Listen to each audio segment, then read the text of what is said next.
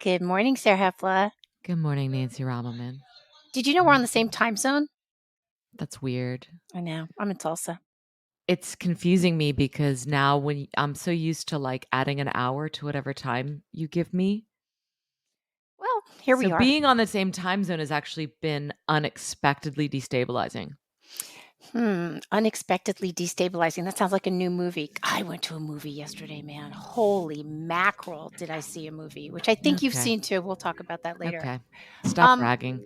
Um how is Tulsa? Fantastic. I love it here, man. I get here and I feel like an interesting homeostasis, just like everything's good. I'm They very should happy put here. you like in a campaign Yeah, that's right. ad for Tulsa because I don't think I just don't know a lot of people that are like, F yeah, Tulsa. I think that's not true. I Oh, think there's okay. a lot of people here that love what's going on here. But yeah, they could have like a New Yorkers for Tulsa. I'll be the president of that fan club. Well, I need to come visit. It's not that far away. I It know is you're not. working. We won't do it this time, but maybe We'll do it another next time. time. I know I'm coming back for sure in November. So we have a guest who's on a different time zone who's Okay. actually doing a very New Yorker thing. We're just going to say it right now. He's going to have to dip out to do that New Yorker thing where you move your car from one side of the street to the other. So Nick Flynn, welcome to Smoke 'em if you got 'em. Hey, Nancy. Hey, Sarah. Good to be Hi here. guys. I wrote an introduction for Nick Flynn. Ooh. Can I read it? It's not too long. Do it. Okay. Nick Flynn may be best known for writing a book with one of the all-time great titles, Another Bullshit Night in Suck City. That 2004 memoir is fantastic, and it tells a story of reuniting with his real life father in a homeless shelter where Nick happened to be working at the time. It also became a movie in 2012 called Being Flynn with my boyfriend, Robert De Niro, and Paul Dano and Julianne Moore, one of the great actresses of her day, which is ours. But Nick Flynn is also a poet, and he's allegedly a very good one who has gotten a bunch of fancy fellowships. His many poetry collections include I Will Destroy You and most recently Low. That's according to Wikipedia, so you can correct the record if it's wrong. He teaches at the University of Houston, where he spends half the year. He spends the other half in New York, where he's friends with one Nancy Rommelman. And he once stopped by her Chinatown pad while I was visiting so we could have tea together. He's a very cool dude. He's also married to the actress Lily Taylor, whom I've long admired. And I can't remember if I mentioned that because it felt kind of creepy at the time. Nick Flynn, welcome to Smoke 'em If You Got 'em. Thanks, Sarah. I love that. I love that you admitted right off the bat that you had not read any of my poetry No, uh, not at all. by saying he's allegedly a good poet. Alleged. No, I wondered if you were going to notice that alleged, Oh, which I think is I such picked right a up on that. like, it's like a subtly dick move, but Yeah, it's yeah. also like, I think one of the things I want to talk to you about among, like, there's so many things we Oh, want to talk to you about, but don't start with this. Don't start with like you don't read poetry. line. That's exactly what I was going to say. I don't like or read poetry. And so it's, this thing where like Nancy does, and we've had these conversations, and she's like, we've got to get Nick on so we can talk about poetry. Because of course, obviously I love language. But and I love, this is going to sound goofy maybe, but like I'm like a pop music addict, and I have always loved lyrics, which I think are, they're poetry adjacent. But it's just like I don't get it. People give me collections of poetry, like people whose love their work or I love their taste, and they're like, this is going to blow your mind, and then my mind is not blown. And so I come to, There's never been a poem that's blown your mind. there's a poem by, I'm going to forget her name, There's but it's always one. called The Mother. She's a black woman, and I forget her name, but Hmm. anyway, it's about an abortion she had. Hmm. And I thought it was fantastic. But and growing up, I mean, look, growing up I loved Robert Frost. And then you get to college and you're taught that Robert Frost is basic and stupid and you shouldn't like him. Oh. And it's like, oh, okay, well, the things I like aren't good anymore. Same thing with Langston Hughes. A Dream Deferred is probably something I used to know by heart. But then you learn that, like, oh, that doesn't count. Everybody learns that.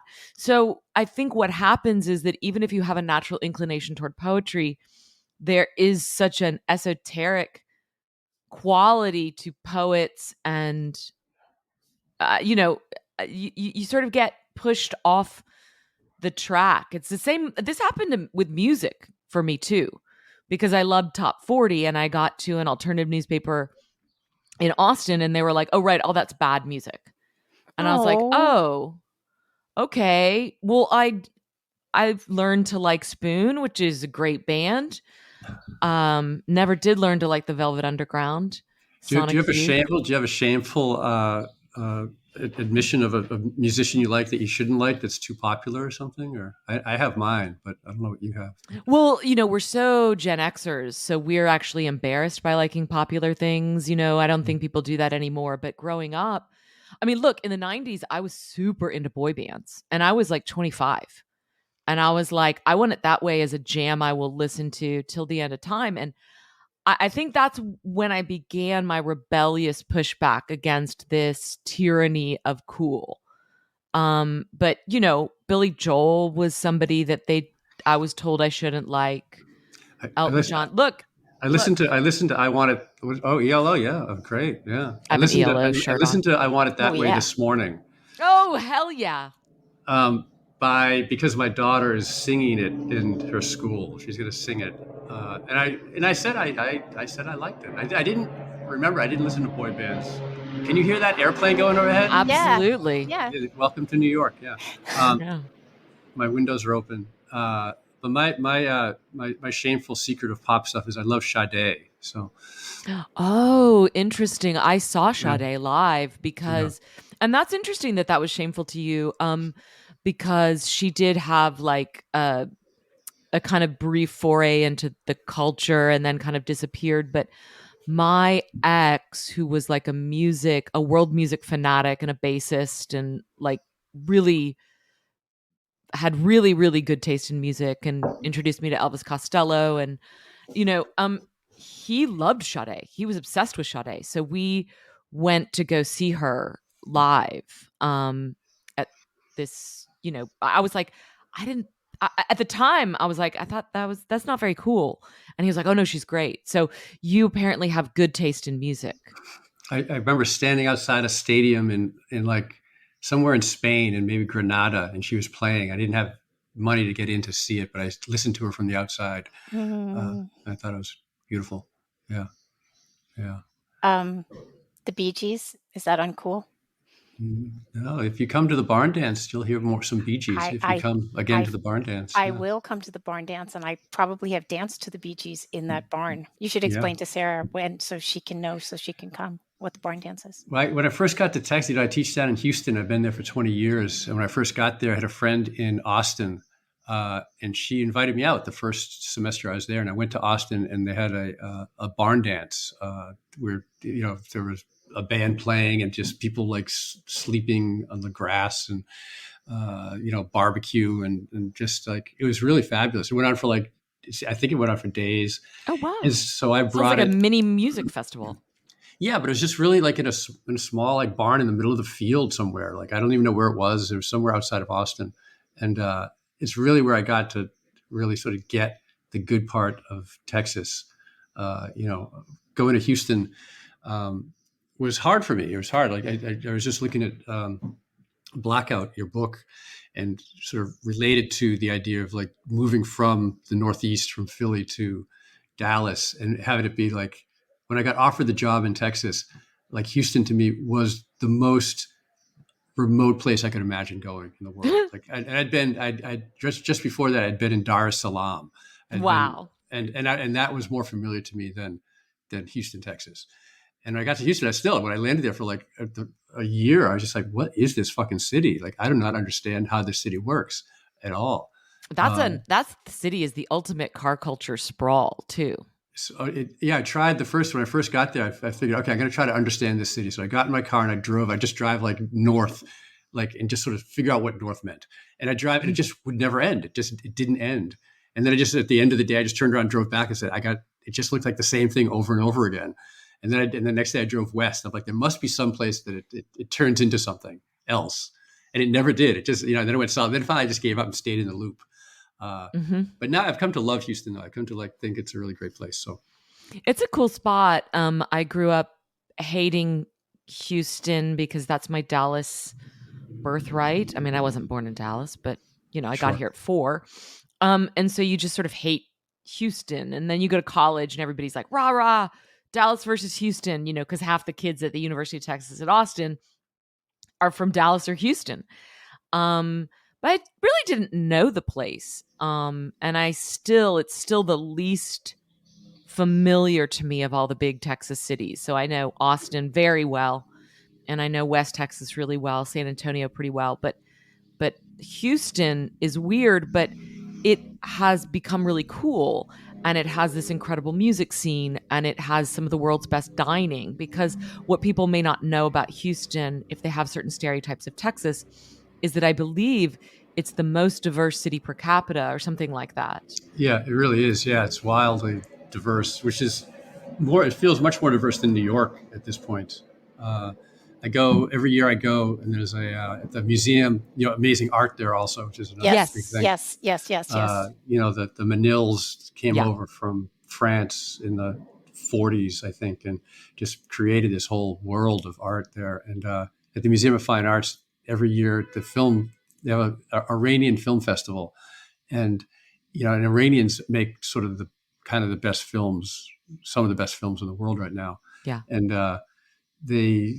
for like a week, it's just every night there's this, several new Iranian films showing. I try to go to a couple of them whenever I go, and everyone comes in they're in complete like Iranian garb, and I'm like, where do you folks even live? Like it's like hundreds of people. I'm like, what part of town is the Iranian part of town? I don't even know, but they all come to this film festival though, and it's beautiful. Yeah, it's really beautiful. And it's oh sorry, I was just gonna say one more thing about H-Town. Beyonce, Megan Thee Stallion.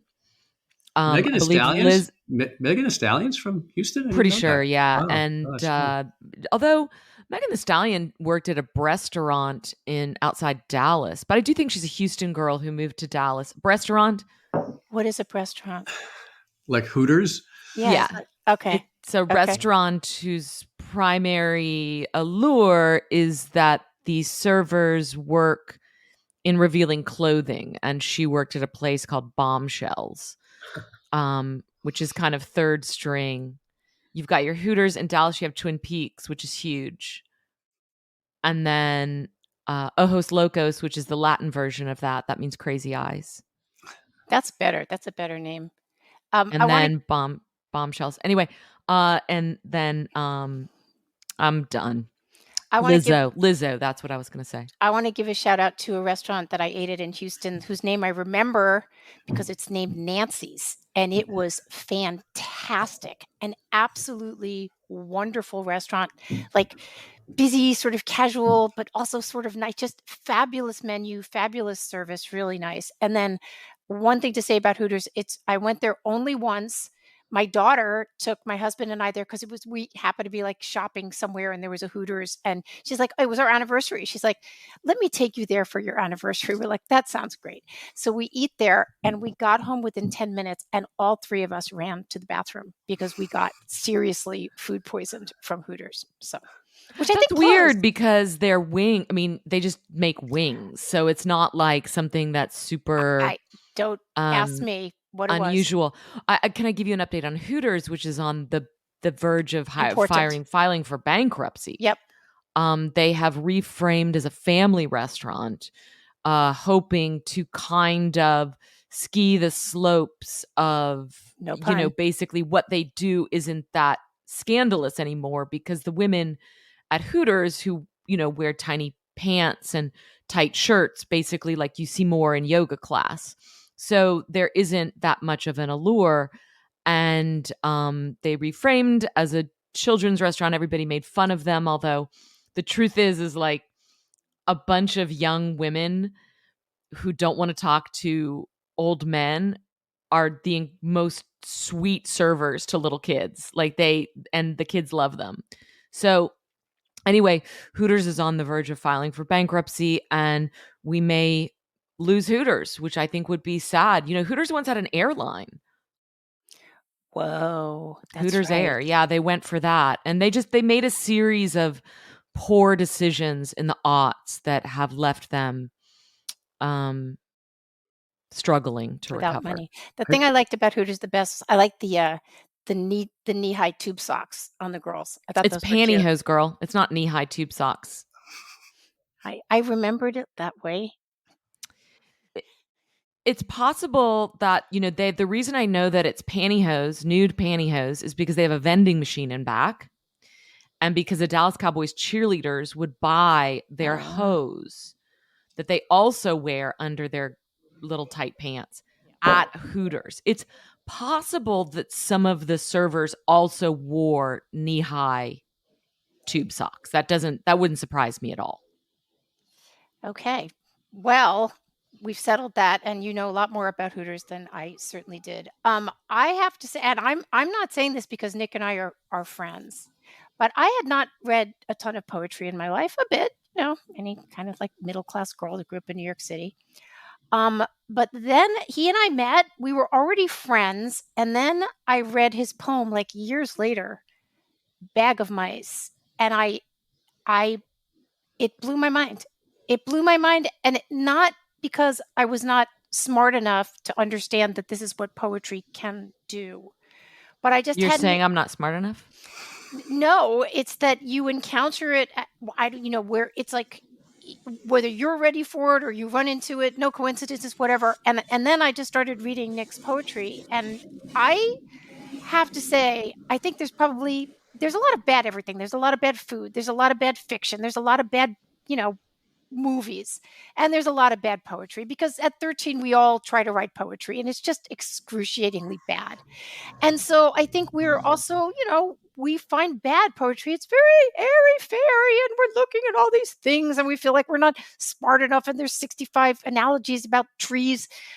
Nick's poetry is not that. Nick's poetry for me is just so both direct and ethereal at the same time. And it's a direct delivery system for me. And he made me realize that this is what poetry can be. I'm not even kidding. I didn't plan to say any of this. I just want to say too, just about in defense of of Robert Frost. I'm sorry that that people somehow bad talked him. He's amazing. Robert Frost is amazing, totally amazing. I taught a Robert Frost poem this semester. So. I think it's gorgeous and very deep, and I think he made the mistake of rhyming or something like that. There's a beautiful book about him, and he was like wildly depressed, and a lot of the poems are like about like this deep, because there was all this death in his family, like his daughter died. It's like just all this. It's just like, but he doesn't talk about it, but it's all in there underneath the poems and stuff. So it's like, that's sort of what we're hearing. Yeah, he's a very wild and strange poet that. And Langston Hughes too. Langston Hughes is great. So it's weird. You took the wrong class. Like someone Yeah, I don't even think it was a class. I think it was sort of like received knowledge, Yeah. And but yeah, I used to know. I think we had to recite "Two roads diverged in yellow wood," and "Sorry I could not travel both," and "Be one traveler long I stood, and look down one as long as I could to where it crossed in the undergrowth." I think we had to learn that. And I just thought it was gorgeous. And then I think it was probably in college, when people were like, oh, what do you, do you like poetry? What do you like? Robert Frost, is that kind of thing. And you're like, yeah, I do. I wondered if I can ask Nick to do something that I think is also kind of a dick move, but I know that I would love it. And I think our listeners would love it. Would you read Bag of Mice to us? Because I just found it on, I don't know if you have it, but I can get it. Yeah. Okay. It'll take 1 second. Okay, good. Yeah. Hey, listeners in Listener Land. And for those of you on YouTube, maybe watching it, thanks for being here. This is the end of the free portion of this episode. If you would like the entire episode, got to head over to Substack. That's smoke'empodcast.substack.com. Become a paid subscriber. Many ways to do that. You get the full episodes and you get some other niceties and et cetera and et cetera. And if you are over here on YouTube, hit that subscribe button as well. We appreciate it. Tell your friends. Thanks.